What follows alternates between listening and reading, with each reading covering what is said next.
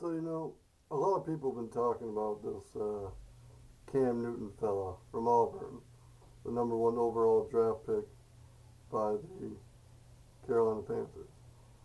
See, a lot of people were criticizing Cam before he even entered the NFL about, what happened in Florida and what happened with his father in Auburn. There was no proof that he ever stole anything from anyone in Florida, and there's no proof that he had any knowledge of his father's doing, which, I mean, you'd have to know somewhat what was going on because, I mean, I'm sure him and his father were communicating. But here's my problem. That was all in the past. That was in college. This is the NFL that we're talking about right now. And what he's done already in the NFL is nothing short of remarkable. And for people just to sit there and not give credit worth where credit's due is a bunch of garbage.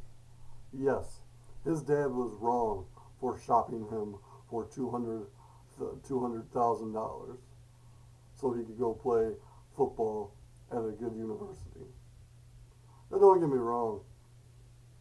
You know, I'm sure Cam had to know a little bit about what was going on and what his father put him through and what his father did was wrong.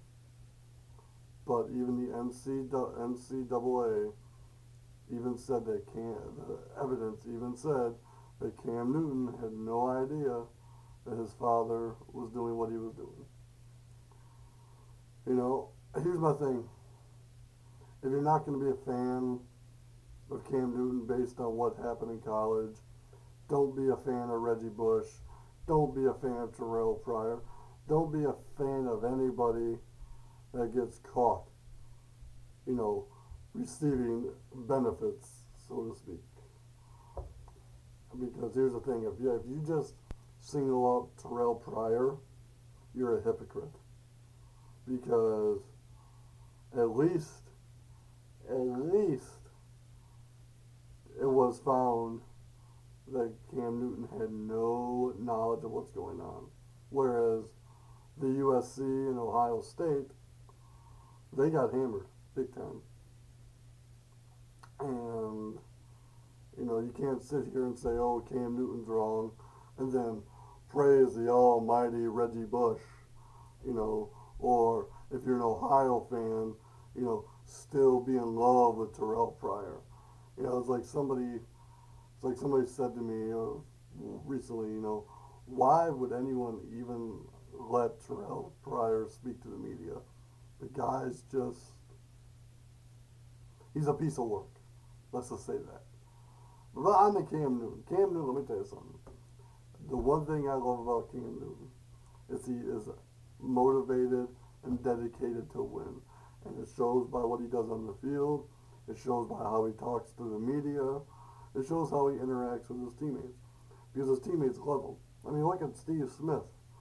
Steve Smith has been kind of irrelevant the last 2 years. And look at him now. He's starting to put up huge numbers again with Cam Newton as his quarterback. And, yes, they lost their first couple of games.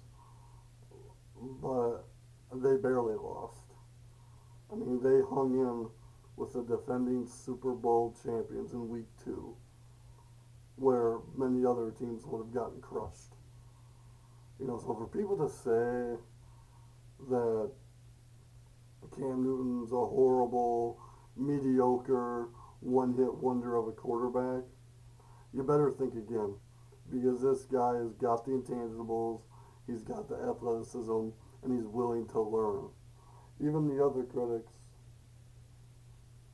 even all the football critics, a lot of them from ESPN and other sports media outlets,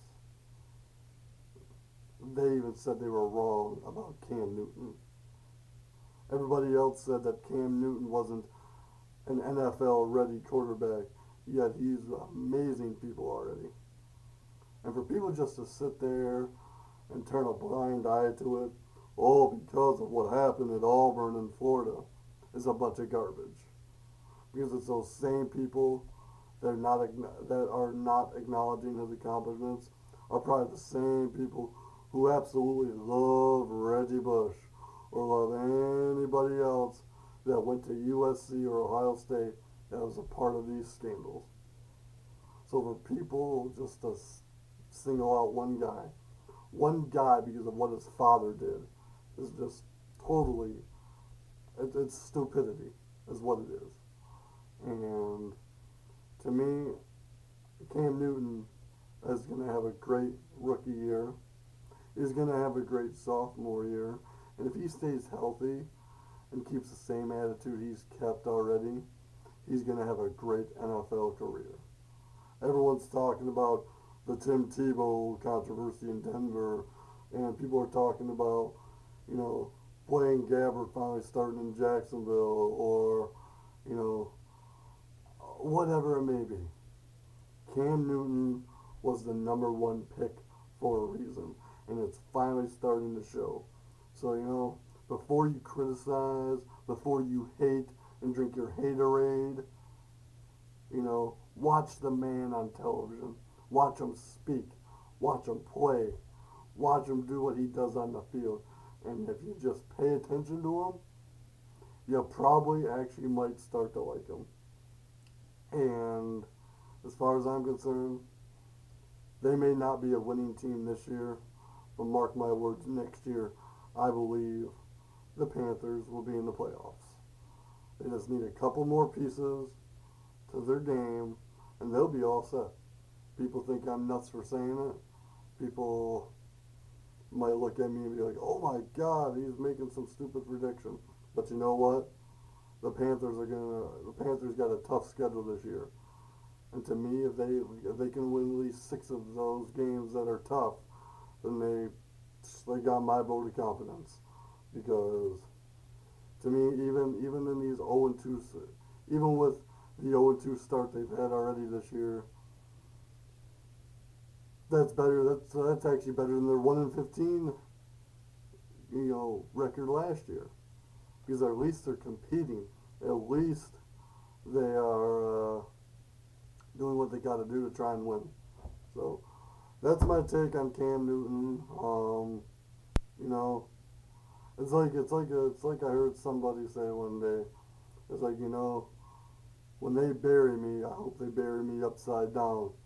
That way my critics can kiss my ass. And that's what I think about that. And that's all from me. Hope you guys have a good day.